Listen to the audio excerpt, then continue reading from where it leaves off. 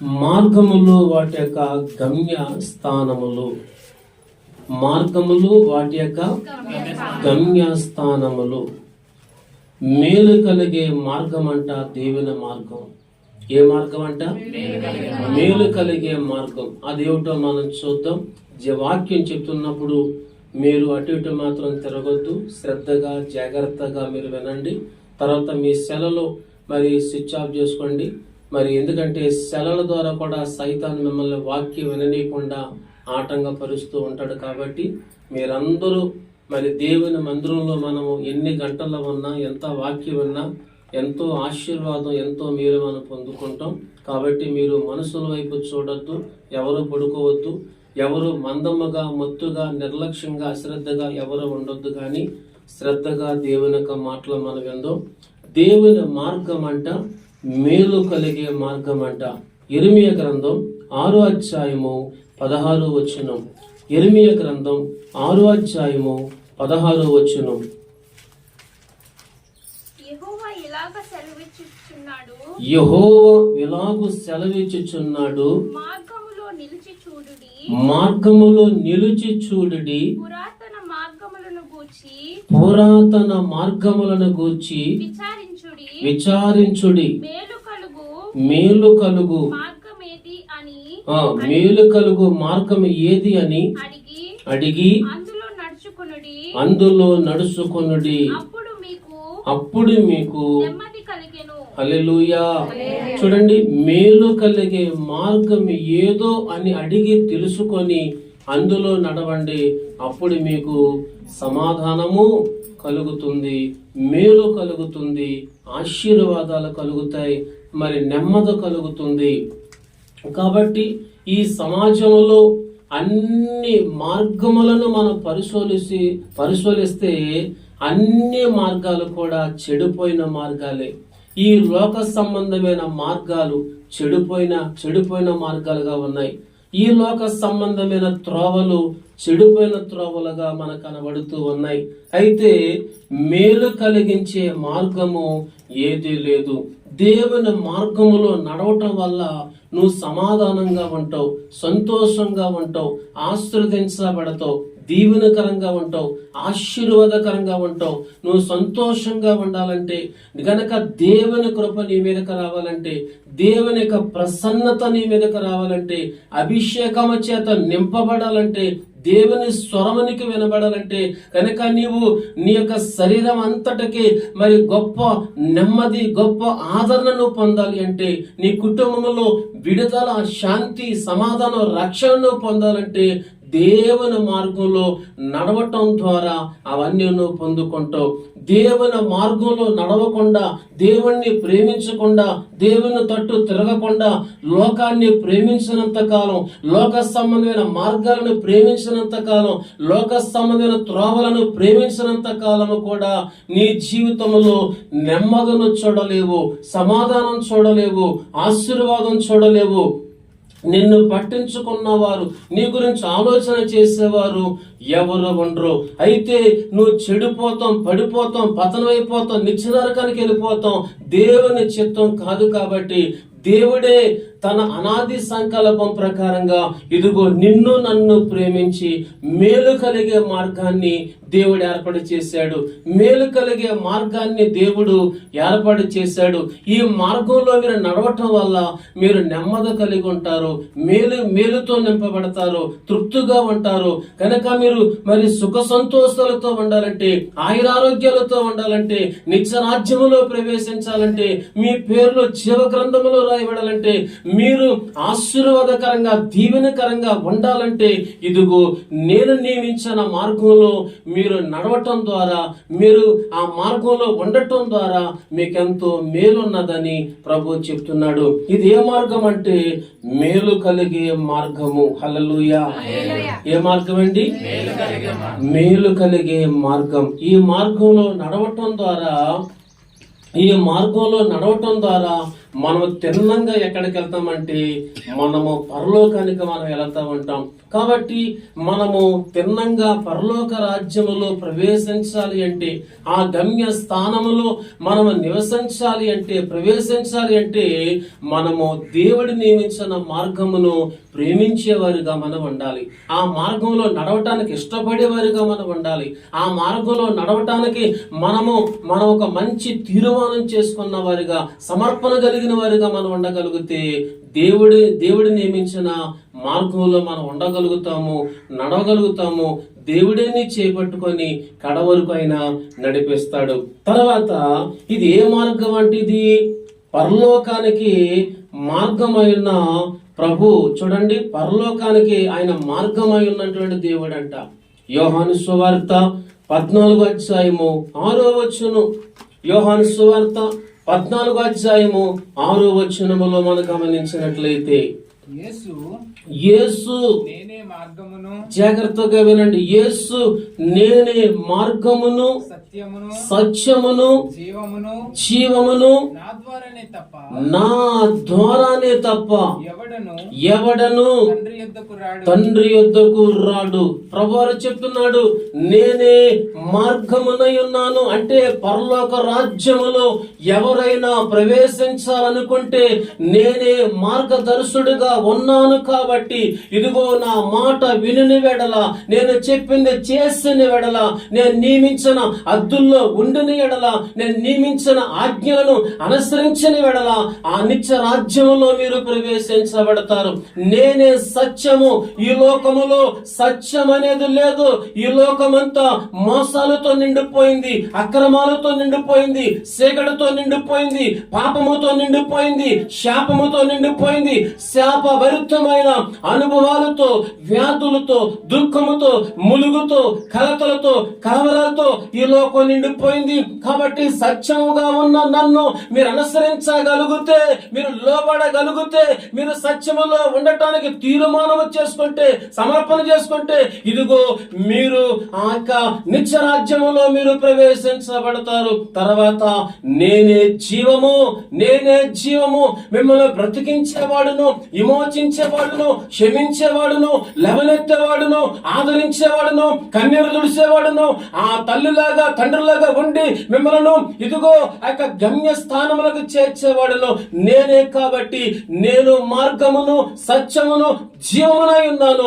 నా ద్వారా తప్ప ఆ పరలోక రాజ్యములో మీరు ప్రవేశించలేరు. మీ తెలివితేటల ద్వారా, మీ మాటగరతనము ద్వారా, మీ యొక్క కులము ద్వారా, మీ చదువు ద్వారా, మీ డిగ్రీల ద్వారా, మీ అధికారము ద్వారా, మీ పదవ ద్వారా, మీ పొలాల ద్వారా, కట్టిన బిల్డింగుల ద్వారా అనిత్య రాజ్యములో ప్రవేశించలేరు. నువ్వెవరు అయినా కావచ్చు, చదువున్నా చదువు లేకపోయినా, అందము లేకపోయినా, నల్లగా ఉన్నా, తెల్లగా ఉన్నా, పొట్టుగా ఉన్నా, పొడుగా ఉన్నా, జ్ఞానమున్నా, జ్ఞానం లేకపోయినా, ఇదిగో ఆ గమ్యములో ప్రవేశించాలంటే మార్గముగా ఉన్న నన్ను మీరు అనుసరించేవారుగా ఉండాలి. సత్యముగా నియమించబడిన మీరు నన్ను అనుసరించేవారు ఉండాలి. నేను జీవమునై ఉన్నాను. కాబట్టి నా మాట విని నా తట్టు తిరిగి నా మార్గంలో నడవటానికి ఒక బలమైన తీర్మానం చేసుకుంటే ఆ నిత్య రాజ్యములో యుగములు తరతరములు ఉంటారని ప్రభు మాట్లాడుతున్నాడు. చప్పలు కూడా దేవుని మహిమపరచండి. ఎంత గొప్ప దేవుడు అండి ఆయన. పరలోకానికి నడిపించటానికి ఆయన మానవ రూపములో ఆయన ఈ భూమి మీదకు వచ్చాడు. ఈ లోక సంబంధమైన మార్గాలు శాపముతో, పాపముతో, కపటముతో, అన్యాయాలతో నిండిపోతే ఈ లోకములో మానవులుగా నియమించబడిన మనందరూ కూడా వెలుగైన మార్గదర్శుడుగా యేసు ప్రభువు ప్రత్యక్షమయ్యారు. ఆయన మార్గంలో ఉంటేనే, ఆయన మార్గంలో నడుస్తేనే, ఆయన మార్గాలను ప్రేమించగలిగితే, ఆయన మార్గంలో నడవటానికి ఒక మంచి నిబంధన, మంచి తీర్మానం చేసుకుంటేనే ఆ నిత్య రాజ్యములో మనం ప్రవేశించబడతాం. తప్ప మనకి నచ్చినట్లుగా ఉంటే ఆ నిత్య రాజ్యములో మనము ప్రవేశించలేము. అందుకని ఇక్కడ ప్రభు ఏమంటున్నాడంట, ఇదే మార్గం అంటే పరలోకానికి చేర్చే మార్గం అంట. ఆ పరలోకములో వెళ్ళాలంటే ఏ మార్గంలో నడవాలి? మనం పరలోక రాజ్యములో ప్రవేశించాలంటే ఏ మార్గంలో నడవాలంట చూద్దాం. దేవుని వాక్యంలో నుంచి కీర్తన గ్రంథము 1:6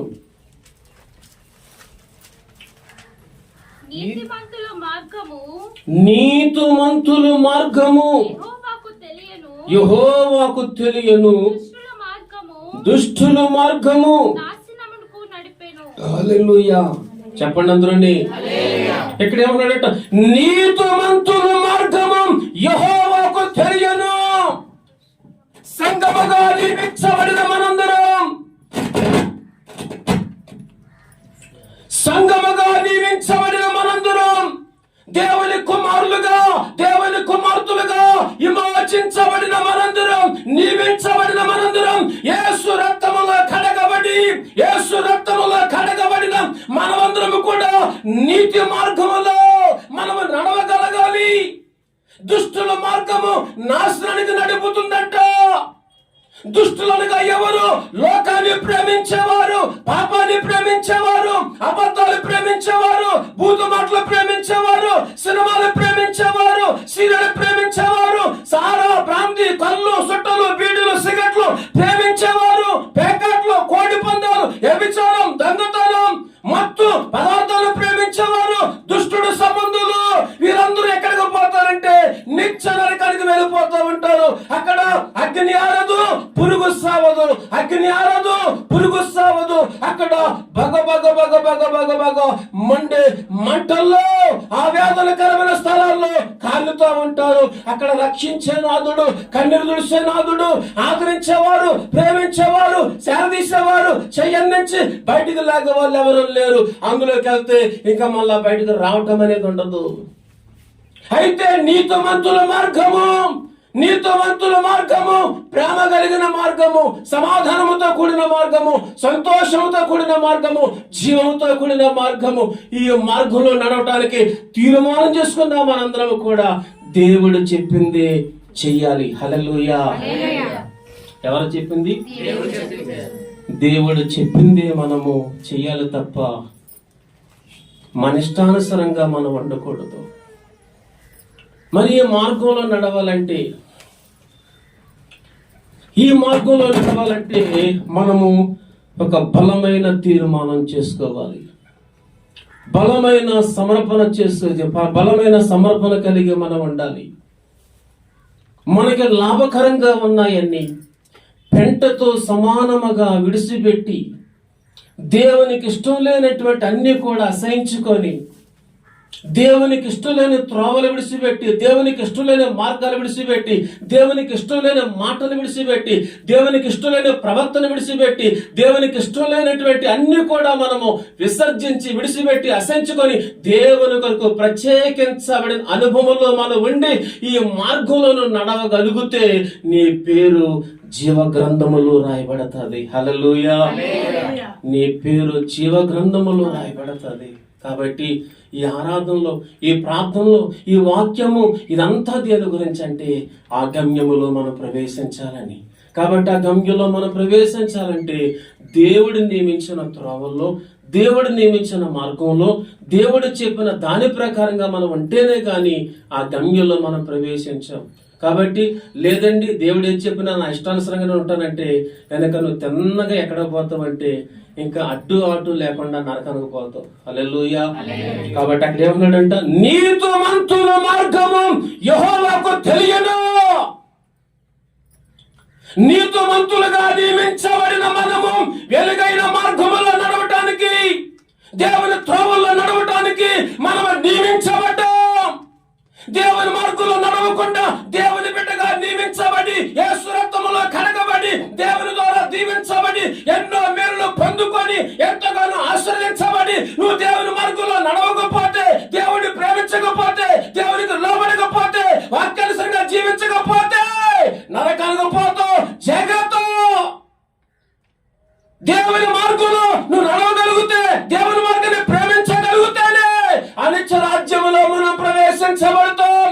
ఎన్ని పాటలు పడినా, ఎన్నిసార్లు బైబిల్ చదివినా, ఎన్ని బైబిల్ మార్చినా, తెల్ల బట్టలు కట్టినా, తెల్లగా ఉన్నా, నల్లగా ఉన్నా, పట్టుగా ఉన్నా, పడుగా ఉన్నా, ఎన్ని కానుకలు ఇచ్చినా, ఎన్ని దశంభాగాలు ఇచ్చినా వాటికి లోబడిపోయే దేవుడు కాదు నా యేసయ్య. హల్లెలూయా. కాబట్టి మన దగ్గర నీతిని కోరుకుంటున్నాడు ఆయన. ఏం కోరుకుంటున్నాడమ్మా? నీతిని కోరుకుంటున్నాడు. ఆయన నీతిమంతుడై ఉన్నాడు కాబట్టి నీతిని ప్రేమించే ప్రతి వారు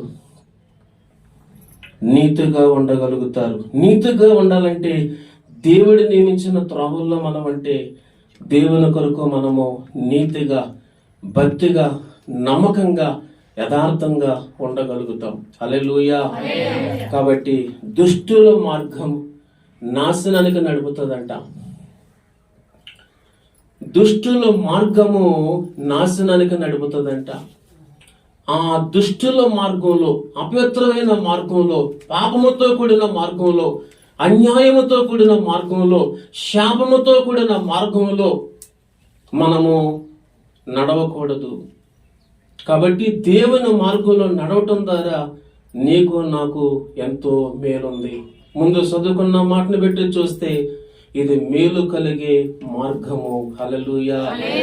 ఇది ఏ మార్గం అండి? ఇది మేలు కలిగే మార్గం. మరి పరలోక రాజ్యములో ప్రవేశించాలంటే ఇంకా మనం ఎలాంటి త్రోవల్లో ఉండాలో, ఎలాంటి మార్గంలో ఉండాలో మనం చూద్దాం. కీర్తన గ్రంథము 18వ అధ్యాయము 32వ వచనం చూడండి.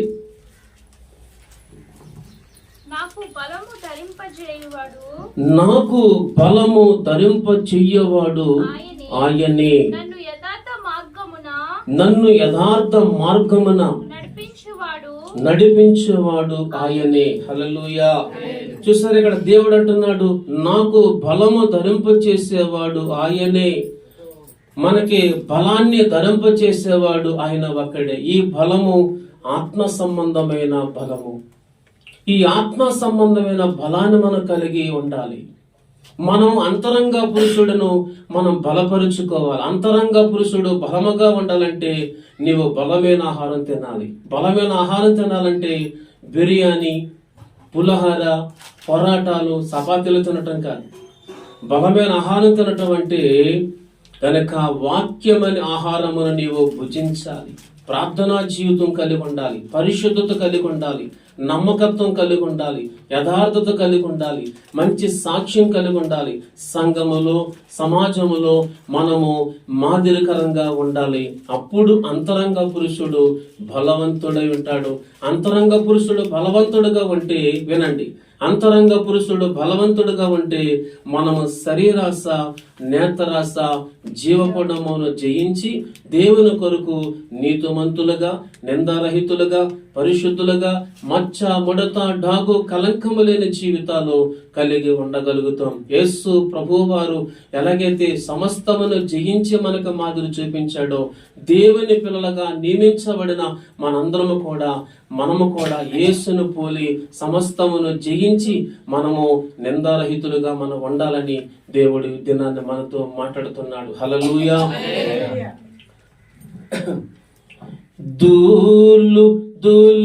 దులుపుకొనుమా నీ మెడ కట్లు ఇప్పికొనుమా,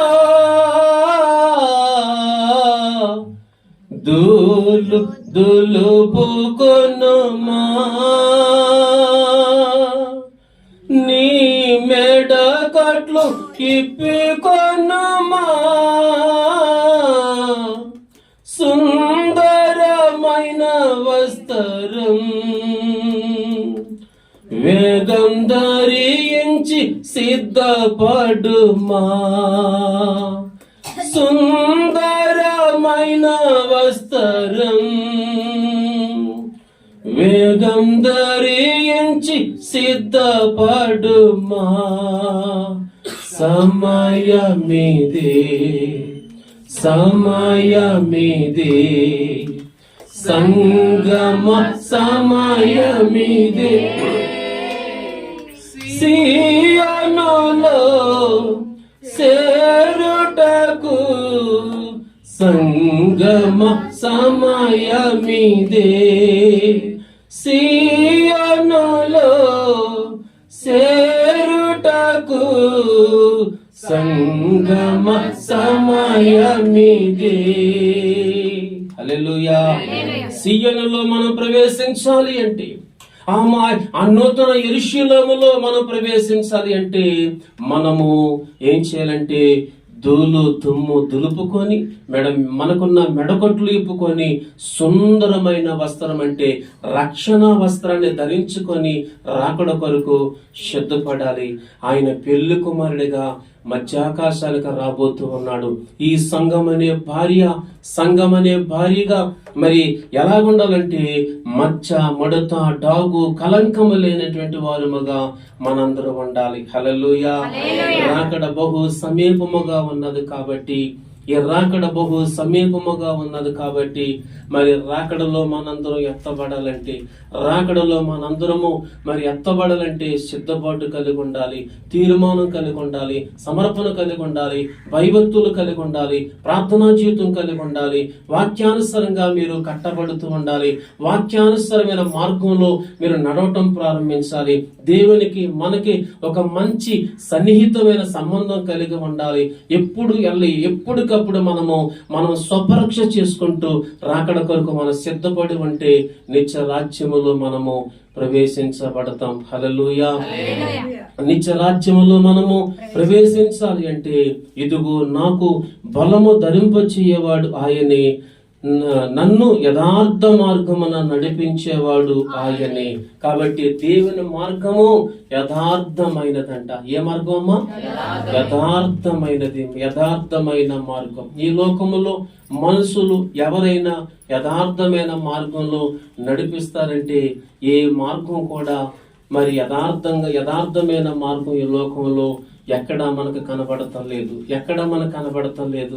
ఈ లోకాన్ని ప్రేమించేవారు తాగుబోతులుగా, తిరుగుబోతులుగా, వ్యభిచారులుగా, దొంగలుగా, మోసగాలుగా, అబద్ధికులుగా, తిరగబడేవారుగా, తర్వాత సంపేవారుగా, నరహంతకులుగా, మోసగాలుగా, మోసాలు చేసేవారుగా మారిపోతున్నారు. కానీ మంచి వ్యక్తులుగా ఎవరు మార్పు చెందటం లేదు. అందుకనే బైబిల్ గ్రంథములో ఒక తండ్రిని మరి తన కుమారుడు ఎదిరించి ఏం చేశాడంటే దూరదేశాలకు వెళ్ళి వాడు ఏమైపోయాడంటే ఏమైనా బాగుపడ్డా, వ్యాపారం చేసి డబ్బును సంపాదించాడా, పొలాలు కొన్నాడా, బిల్డింగులు కట్టాడా అంటే ఏమీ చేయలేదు. కానీ పట్టుకెళ్ళ డబ్బంతా పోగొట్టుకొని వాడు పాడైపోయి వచ్చాడు. ఈ లోకాన్ని ప్రేమించేవారు, ఈ లోకంలో ఉన్న మాయా మంత్రాల్ని, శరీరాశ, నేత్రాశ, జీవపడమును ప్రేమించేవారు అందరూ కూడా చెడిపోయారు. స్త్రీలు ఆడవారికి మట్టుకు ఆడవారు, మగవారి మట్టుకు మగవారు, యవనస్తుల మట్టుకు యవనస్తులు అందరూ పాడైపోతున్నారు. కైనీలు నవ్వటం, పానపరక నవ్వటం, సుట్టలు, బీడీలు, సిగరెట్లు కాల్చటం, మరి పేకాట్లాడటం, కోడి పందాలాడటం, తిరగబడటం, కొట్టడం, ఇవన్నీ కూడా ఈ లోకం ఆ విధంగా నేర్పుతూ ఉన్నది. అర్థమవుతుందండి? ఈ లోకము అందుకని తల్లిదండ్రుల భయం లేకుండా కొంతమంది ఏం చేస్తున్నారంటే కనుక రాత్రుల్లో పగలు తిరుగుతూ ఉన్నారు. తల్లి మీద తిరగబడటం, తండ్రి మీద తిరగబడటం, భార్యను కొట్టడం, తిట్టడం, గసరటం, ఈ లోకం నీకు అలాంటి పాఠం నేర్పిస్తా ఉంది. కానీ దేవుని మార్గంలో నడవటం ద్వారా నువ్వు ప్రేమతో నింపబడతావు, కృపతో నింపబడతావు, కనికరముతో నింపబడతావు, జాలితో నింపబడతావు, సత్యముతో నింపబడతావు, దేవునికి అభిషేకముతో నింపబడతావు. భార్యను ఎలా ప్రేమించాలో, భర్తను ఎలా ప్రేమించాలో, తల్లిదండ్రులు ఎలా గౌరవించాలో, బంధువులు ఎలా గౌరవించాలో, సంఘములు ఎలా ఉండాలో, సమాజములు ఎలా ఉండాలో, ఎలాంటి వస్త్రాలు ధరించాలో, ఎలా మాట్లాడాలో, ఎలా నడవాలో, ఎక్కడ కూర్చోవాలో, ఎక్కడ కూర్చోకూడదు, ఎలాంటి వస్త్రాలు ధరించాలో, దేవుని మార్గము నీకు క్రమశిక్షణతో కూడిన పద్ధతులు నేర్పించేది దేవుని మార్గం. హల్లెలూయా. అర్థమవుతుందా?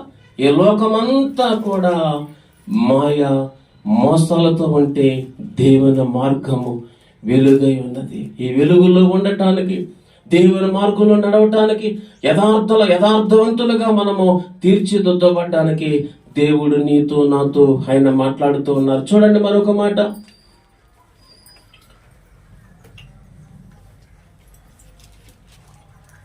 కీర్తన గ్రంథము 77 అధ్యాయము 13 వచనం చూడమ్మా. కీర్తన 77:13 వచనం.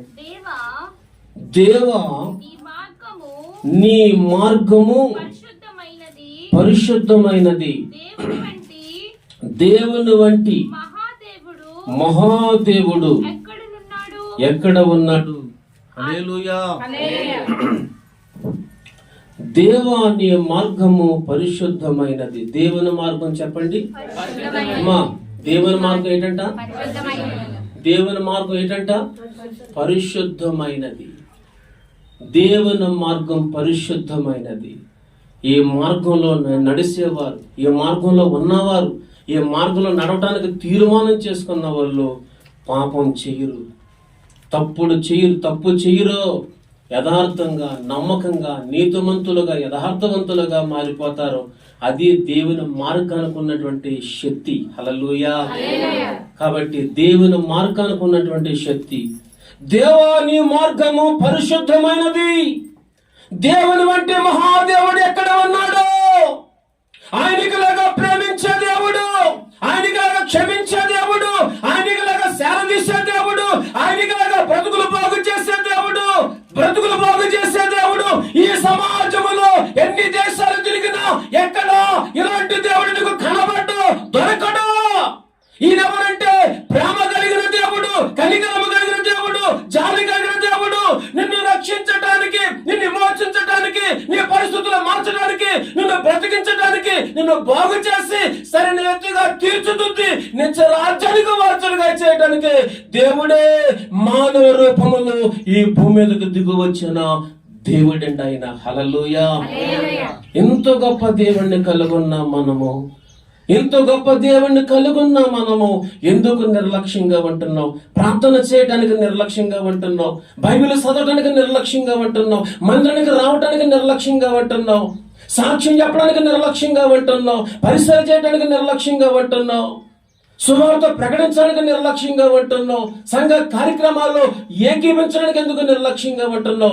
ఏది చేసినా ఆశీర్వాదం నీ మీదకి రావాలంటే ఇదిగో దేవుని కొరకు ఒక బలమైన పాత్రగా నువ్వు మారాలి, దేవుని కొరకు ఒక బలమైన సాధనగా నువ్వు మారిపోవాలి, దేవుని కొరకు నీ జీవితాన్ని పరిపూర్ణంగా సంపూర్ణంగా సమర్పించుకుంటే ఆయన వాడుకుంటాడు. నీకు చదువున్నా చదువు లేకపోయినా. హల్లెలూయా.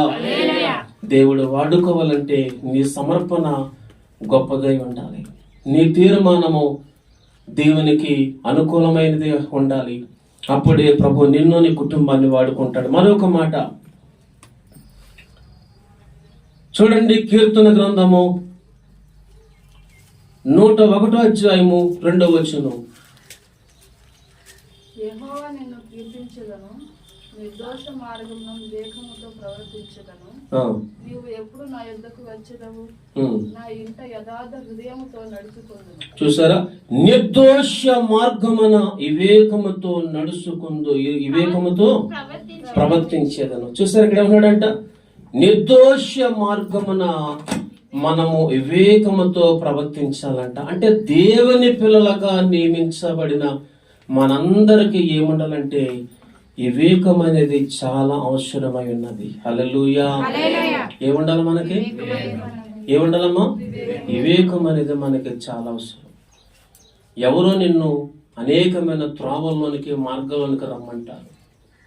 ఎక్కడికి పడితే అక్కడికి మనం వెళ్ళిపోకూడదు. అందుకనే మనకి వివేకం అనేది మనకి చాలా అవసరం.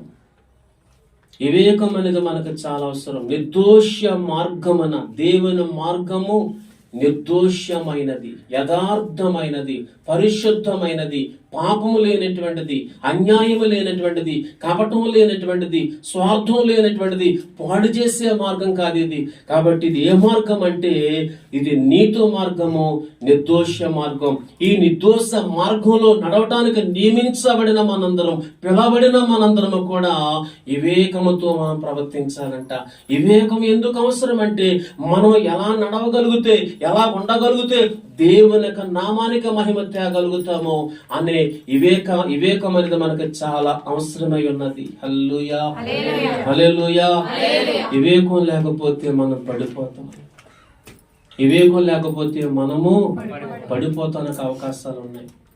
వివేకం అనేది లేకపోతే, సమర్పణ లేకపోతే, తీర్మానం లేకపోతే, భయం లేకపోతే, వాక్యానుసరంగా నడవకపోతే మనం పడిపోతానికి అవకాశాలు ఉన్నాయి, జారిపోతానికి అవకాశాలు ఉన్నాయి.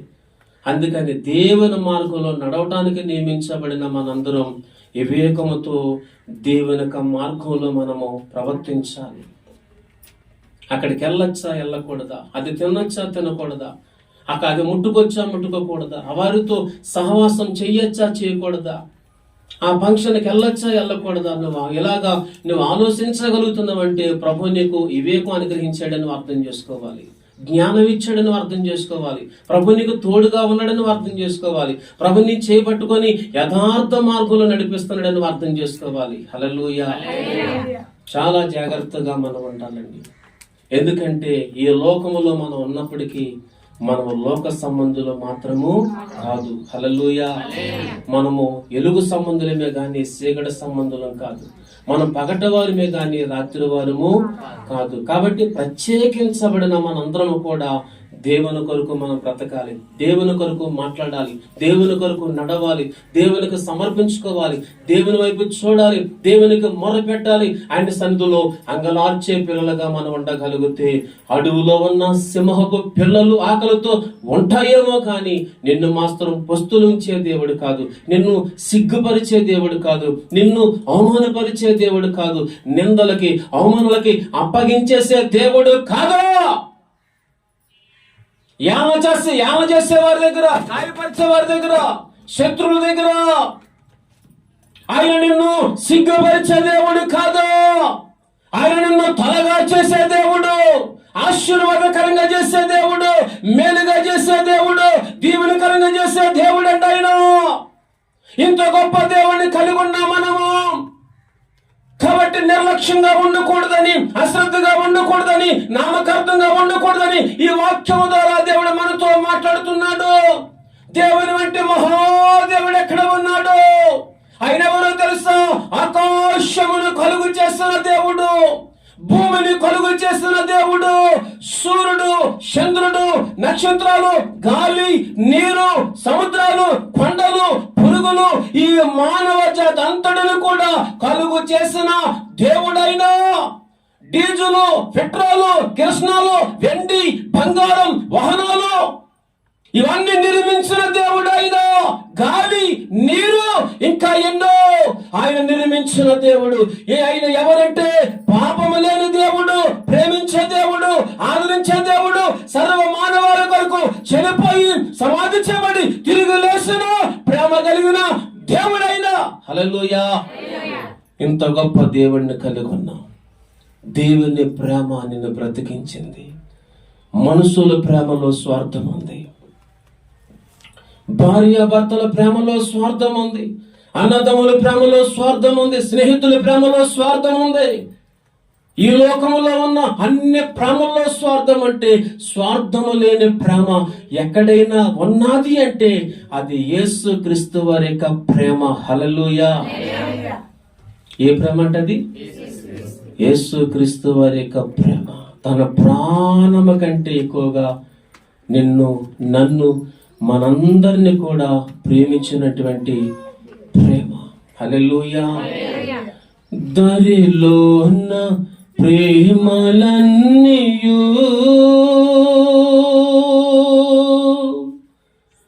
స్థిరము కావు, కరిగిపోవును. యేసు క్రీస్తు కలవరి ప్రేమ కడవరకు ఆదరించెను. యేసు క్రీస్తు కలవరి ప్రేమ కడవరకు ఆదరించెను. ప్రేమ, యేసుని ప్రేమ ఎన్నడు లేనిది నిజము, దీనిని నమ్ము, అందించలేనిది. హల్లెలూయా. ఈ ధరలో ఉన్న ప్రేమలన్నీ కూడా కపటముతో ఉంటే యేసు ప్రభువారి ప్రేమ మరి నిర్దోషమైనటువంటి ప్రేమ. హల్లెలూయా. ఎంతో గొప్ప దేవుడు మనకు దొరకటం ఎంతో ధన్యత. కాబట్టి ఇంత గొప్ప దేవుని నమ్ముకున్న మనము ఏ విషయంలోనూ కూడా నిర్లక్ష్యంగా మాత్రం ఉండద్దు, నిర్లక్ష్యంగా ఉండద్దు, అశ్రద్ధగా ఉండద్దు. కాబట్టి దేవుని వంటి మహాదేవుడు ఎక్కడున్నాడంటే ఎక్కడ కూడా లేడు. కాబట్టి దేవుని మార్గము మేలుతో కూడిన మార్గము. కాబట్టి వివరించాలంటే, ప్రతి వచ్చును వివరించాలంటే చాలా లోతుల్లోకి పోవాలి. లోనకి వెళ్ళామంటే ఇంకా బయటకు రాలేము, చాలా టైం తీసుకుంటుంది. అందుకని మీకు అర్థమైన రీతిలో చెప్పడానికే దేవుడు సహాయం చేస్తున్నారు. హల్లెలూయా. తర్వాత కీర్తన గ్రంథము 101:6 చూడండి. నా యొద్ద నివసించున్నట్లు దేశములో నమ్మకస్తులైన వారిని నేను కనిపెట్టుచున్నాను. నిర్దోష మార్గమందు నడిచేవారు నాకు హల్లెలూయా. కాబట్టి ఏ మార్గంలో? నిర్దోష మార్గములో నడిచేవారే నా పరిచారకులుగా ఉంటారు, నా కుమారులుగా, నా కుమార్తెలుగా ఉంటారు. కాబట్టి మనం ఒకవేళ దేవుని చేత నియమించబడి నిర్దోష మార్గంలో నడవకపోతే, నమ్మకస్తులుగా ఉండకపోతే, దేవునికి లోబడకపోతే, దేవునికి భయపడకపోతే, కృతజ్ఞత కలిగి జీవించకపోతే కనుక నీ ఇష్టానుసారమైన త్రోవల్లో మార్గాల్లో నడిస్తే నువ్వు జారిపోతావు, పడిపోతావు, పతనమైపోతావు.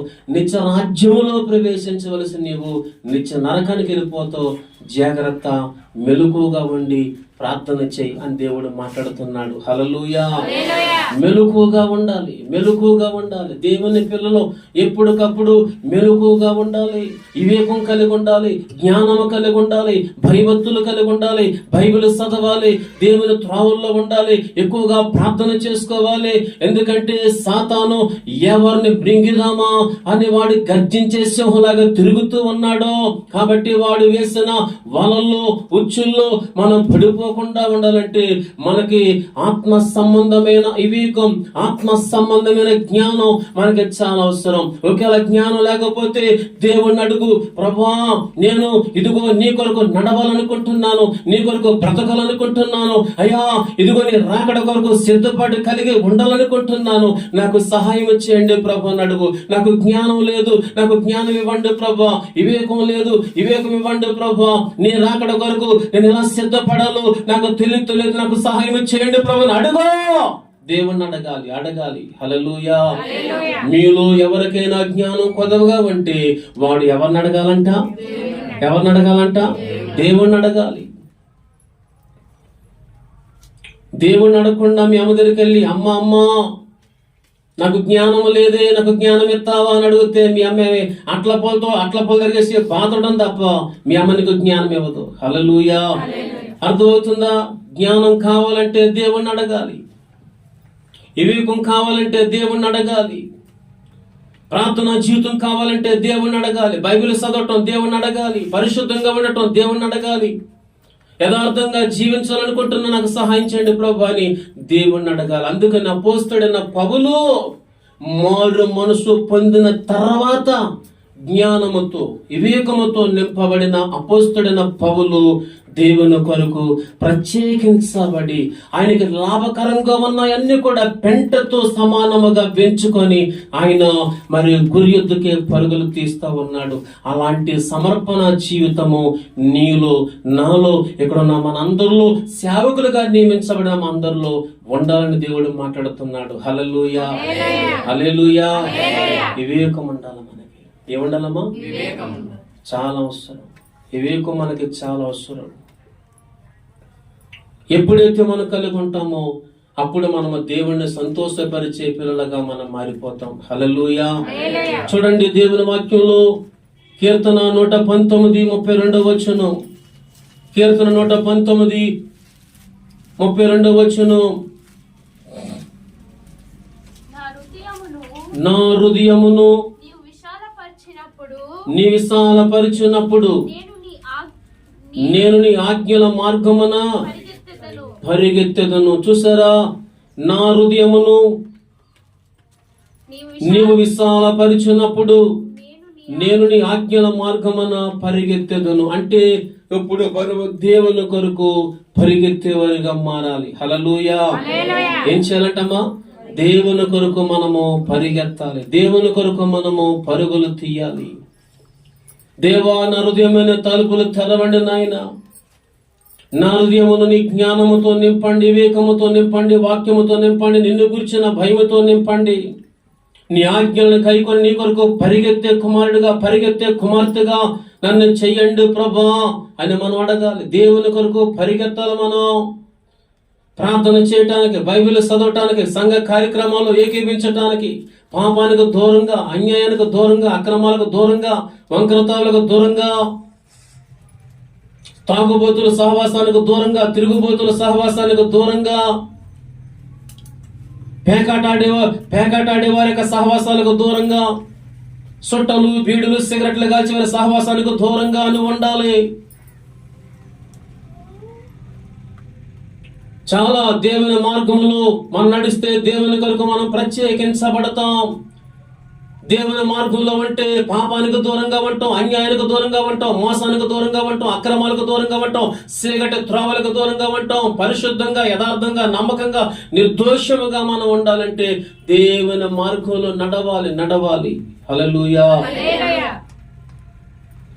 చూడండి, బైబిల్ గ్రంథములో కీర్తన 37 అధ్యాయం 34 వచ్చును. 37, 34. 37 అధ్యాయం 34 వచ్చును.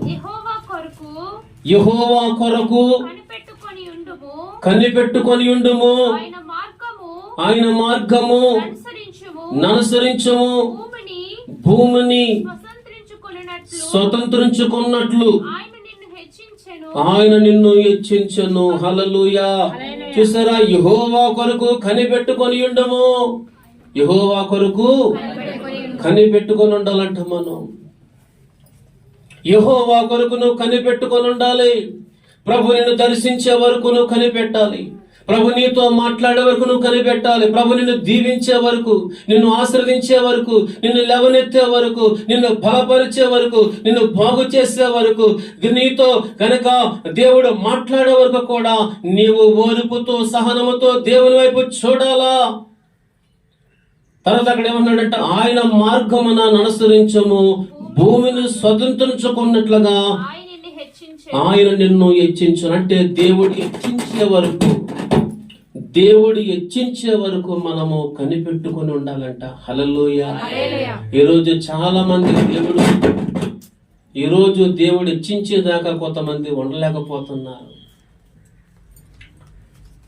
దేవుడు హెచ్చించే వరకు దేవుని కొరకు కొంతమంది కనిపెట్టలేకపోతున్నారు. కొంతమంది ఓర్పుతో ఉండలేకపోతున్నారు. రాంగ్ రూట్ లోకి వెళ్తున్నారు. కొంతమంది ఎలాగెళ్తున్నారంట? రాంగ్ రూట్ లోకి వెళ్తున్నారు. రాంగ్ రూట్ అంటే ఏమిటో తెలుసా? వడ్డీ వ్యాపారం. ఏ వ్యాపారం అంటే అది? వడ్డీ వ్యాపారం అని కనుక రాంగ్ రూట్ లోకి వెళ్ళి పర్లేదు వడ్డీ వ్యాపారం చేయొచ్చు. ఈరోజు టీవీ స్పీకర్లు కూడా వడ్డీ వ్యాపారం చేయొచ్చని బోధిస్తున్నారు. చాలా మంది సేవకులు వడ్డీ వ్యాపారాలు చేస్తే ఆ బిడ్డ నాకు లక్షలు లేకపోతే వేల రూపాయలు నాకు దశంభాగం అవుతుంది కదని చెప్పేసి వాక్యాన్ని మరుగు చేసి ప్రార్థన చేసి వీడే పంపుతున్నాడు వడ్డీ వ్యాపారం. చాలా మంది సేవకులు, పాస్టర్ గారులు వడ్డీ వ్యాపారం చేస్తున్నారు. సంఘ పెద్దలు వడ్డీ వ్యాపారం చేస్తున్నారు. విశ్వాసులు వడ్డీ వ్యాపారం చేస్తున్నారు. అది వాక్యానికి విరోధం. వడ్డీ వ్యాపారాలు చేసేవారు పేరులో జీవ గ్రంథములో రాయబడవు. వడ్డీ వ్యాపారాలు చేసేవారు నీచ రాజ్యములో ప్రవేశించరు. వడ్డీ వ్యాపారాలు చేసేవారు దేవునికి ఇష్టలుగా ఉండలేరు. వడ్డీ వ్యాపారం చేసేవారు కనుక వాళ్ళ సంపాదన అంతా కూడా మందులకి పోతా ఉంటది. జాగ్రత్త. దేవుడు దీవించే వరకు, దేవుడు హెచ్చించే వరకు నువ్వు కనిపెట్టుకొని ఉండాలి తప్ప రాంగ్ రూట్ లోకి వెళ్తే, అడ్డ త్రోవలోకి వెళ్తే, నిష్టానుసరణ త్రోవలు, నిష్టానుసరణ మార్గాలు వెన్నుకొని అడ్డముగా డబ్బు సంపాదిస్తే ఇదిగో నీవు దేవుని యొక్క కృప నుండి నువ్వు తొలగిపోతావన్న సంగతి నువ్వు అర్థం చేసుకుంటా లేదు. హల్లెలూయా. కాబట్టి వడ్డీ వ్యాపారాలు, లంచాలు, ఇంకా చాలా మంది యేసు ప్రభు నమ్ముకున్న తర్వాత సారమ్ముతున్నారు. చాలా మంది యేసు ప్రభు నమ్ముకొని సార వ్యాపారం చేస్తున్నావు. నీకు సిగ్గు లేదా? యేసు ప్రభు నమ్ముకొని ఇదిగో చిన్న చిన్న కిల్లు కొట్లు కిరాణా కొట్లు పెట్టి సొట్టలు అమ్ముతున్నావు, బీడీలు అమ్ముతున్నావు, సిగరెట్లు అమ్ముతున్నావు, నీకు బుద్ధి లేదా? నేను కదా అడగటం, దేవుడు అడుగుతున్నాడు. కాబట్టి ఈ భక్తుల్లో ఉండటం ఇది ఇరుకు మార్గంలో నడవటం చాలా కష్టం. దేవుని వాక్యానుసరమైన వ్యాపారాలే మనం చేయాలి, వాక్యానుసరమైన ఉద్యోగాలే మనం చేయాలి, వాక్యానుసరమైన మార్గాల్లో, వాక్యానుసరమైన త్రోవల్లో మనం ఉండాలి తప్ప వాక్యానికి విరోధకరమైనటువంటి వ్యాపారాలు మనం చేయకూడదు, వాక్యానికి విరోధకరమైనటువంటి మరి పనులు మనం చేయకూడదు. హల్లెలూయా. చాలా జాగ్రత్తగా మనం ఉండాలి. వాక్యానికి విరోధంగా నడిచే వారితో నువ్వు సహవాసాలు చేయకూడదు. వాళ్ళ నెత్తి మీద పనిచేసే శాపం నీ నెత్తి మీదకి వస్తుంది. అది వాక్యానికి విరోధంగా నడుస్తుందన్న సంగతి నీకు తెలిసి ఉండి కూడా నువ్వు చెప్పకపోతే, నువ్వు హెచ్చరించకపోతే, నువ్వు చెప్పకుండా, నువ్వు హెచ్చరించకుండా దానితో సహవాసం చేస్తే దాని మీద ఉన్న దరిద్రం కూడా దేవుని మీదకు పంపుతాడు. దాని మీద పనిచేసే దురాత్మ ఇదిగో నిన్ను పట్టుకొని పీడిస్తుంది. చాలా జాగ్రత్తగా ఉండాలి. వాక్యాన్ని చదవండి, మీకు అర్థమవుతుంది. వాక్యాన్ని చదవడం మీకు అర్థమవుతుంది. చాలా జాగ్రత్తగా మనం ఉండాలి, చాలా జాగ్రత్తగా మనం ఉండాలి. అందుకనే భక్తి మార్గంలో నడవటం అనేది చాలా కష్టం, చాలా కష్టం. దేవునికి ఇష్టమైన పనులు, దేవునికి ఇష్టమైన వ్యాపారాలు, దేవునికి ఇష్టమైన ఉద్యోగాలు మనం చేయాలి తప్ప దేవునికి వాక్యానికి వ్యతిరేకమైన వ్యాపారాలు, వాక్యానికి వ్యతిరేకమైన ఉద్యోగాలు, వాక్యానికి వ్యతిరేకమైన పనులు మనం చేస్తే అలాంటి వ్యాపారాల్లో, అలాంటి ఉద్యోగాల్లో, అలాంటి పనుల్లో దేవుడు ఉంటాడా? చెప్పండి, దేవుడు ఉండడు. చాలా జాగ్రత్తగా మనం ఉండాలి. సొట్టలు కాల్చొద్దని బైబిల్ చెప్తుంది. నువ్వు దేవుని నమ్ముకున్న సొట్టలు అమ్ముతున్నా తప్పు కదా? చెప్పండి అమ్మా. దేవుని నమ్ముకొని సారా వ్యాపారం చేస్తున్నావు కానీ సారా తాకూడదని బైబిల్ చెప్తుంది. అది తప్పు కదా? చాలా జాగ్రత్తగా మనం ఉండాలండి. మోసపోకుడి, దేవుడు ఎక్కిరించబడ్డు. ఒక దినాన్ని మనం సిగ్గుపడవలసి వస్తుంది.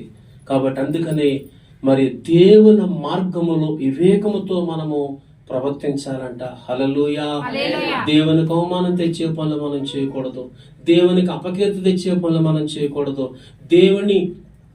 దేవుని నామాన్ని దూషించే పనులు మనం చేయకూడదు.